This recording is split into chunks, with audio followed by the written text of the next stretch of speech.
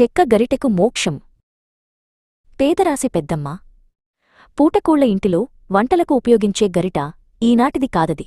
అది పెద్దమ్మ అత్తవారింటికి కాపురానికి వచ్చినప్పుడు తెచ్చుకున్నది. అప్పటినుంచి శ్రమిణి నిరంతరం పనిచేస్తూనే ఉంది. ఉదయం టిఫిన్ నుండి రాత్రి భోజనం వరకు అది ఎప్పుడూ తీరిక లేకుండా ఉండేది. ఒకరోజు శ్రమిణికి అలసిపోయినట్లు అనిపించింది. ఇక్కడి నుండి విముక్తి చెంది దూరంగా వెళ్లి మోక్షం పొందాలనుకుంటున్నాను అని అది మనసులో అనుకుంది. పేదరాశి పెద్దమ్మ శ్రమిణికి కొత్త అందం తేవాలని దానికి మెరిసే ఇత్తడి తొడుగు వేసింది. అది ఇప్పుడు బంగారు గరిటెలా మెరిసిపోతోంది.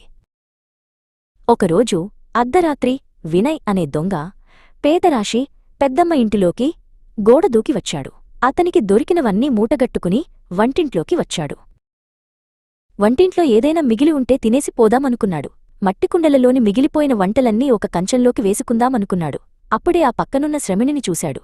అది బంగారంలా మెరుస్తుండటంతో దాన్ని తన సంచిలో వేసుకున్నాడు. ఒకానొక రోజున వినయ్ తాను దోచుకున్న సామాన్లు అమ్మటానికి మార్కెట్కెళ్లాడు. శ్రమిణిని తీసుకుని ఒక బంగారం షాపు వాడి దగ్గరికి వెళ్ళి, ఇది బంగారం, ఇది తీసుకుని నాకు డబ్బులివ్వండి అని అడిగాడు. ఆ షాపువాడు, ఇది బంగారం కాదు, ఇది ఒట్టి ఇత్తడి, అది కూడా చాలా పాతబడిపోయింది, దీనికి ఏమీ డబ్బులు రావని చెప్పాడు. అది విన్న వినయ్ కోపంతో శ్రమిణిని తీసుకువెళ్లి గంగానదిలోకి పాడవేశాడు. ఇంతకాలం ఉప్పులు, కారాలు, నూనెల మధ్య జీవితం వెళ్లబెట్టిన శ్రమిణి ఆనందంగా ఆ గంగలో మునుగుతూ తేలుతూ నీటి ప్రవాహంలో వెళుతోంది. అప్పుడే ఆకాశం నుండి ఆ నీటిలోకి ఒక మెరుపులాగా ఒక శక్తి వచ్చి నిలబడ్డది. ఆ శక్తి సాక్షాత్తు శ్రీ మహావిష్ణువు. శ్రీ మహావిష్ణువు శ్రమిణిని చూసి, ఇటు రమ్ము అని పిలిచెను. శ్రమిణి ఆశ్చర్యపోయి, స్వామి, నువ్వు నాకోసం వచ్చావా అని అడిగింది. అవును, నీవు ఏమిటో నీకు తెలియజేయడానికి నేనిప్పుడిక్కడికి వచ్చాను అన్నాడు విష్ణువు.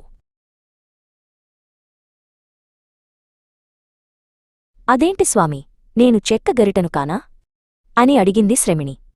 అవును, నువ్వు కావు, పూర్వజన్మలోని ఒక సోమరిపోతివి. కడుపు నిండా తిని ఇంటి దగ్గర ఉన్న ఒక చెట్టు కొమ్మమీద పడుకునే నిద్రపోయేవాడివి అని వివరించాడు విష్ణువు. ఆ చెట్టు నన్ను వేడుకుంది. ఈ సోమరిపోతును మోయలేక బాధపడుతున్నాను ప్రతిరోజూ, కాబట్టి ఈ సోమరిపోతిని శిక్షించమని అడిగింది. అందుకే నేను చెక్క గరిటగా పుట్టించాను. నువ్వు గరిటవి కాదు, ఒక మనిషివి. నీకున్న శాపం చేత ఇన్నాళ్ళు గరిటలాగా జీవించావు అన్నాడు శ్రీ మహావిష్ణువు. ఈ రోజుకి నీకు మోక్షం కలిగిందని ఆ గరిటెను మనిషిగా మార్చి అదృశ్యమైపోయాడు శ్రీ మహావిష్ణువు. గరిటెలాగా నీటిలో పడ్డ శ్రమిణి మనిషిలాగా నీటి నుండి బయటకు వచ్చింది.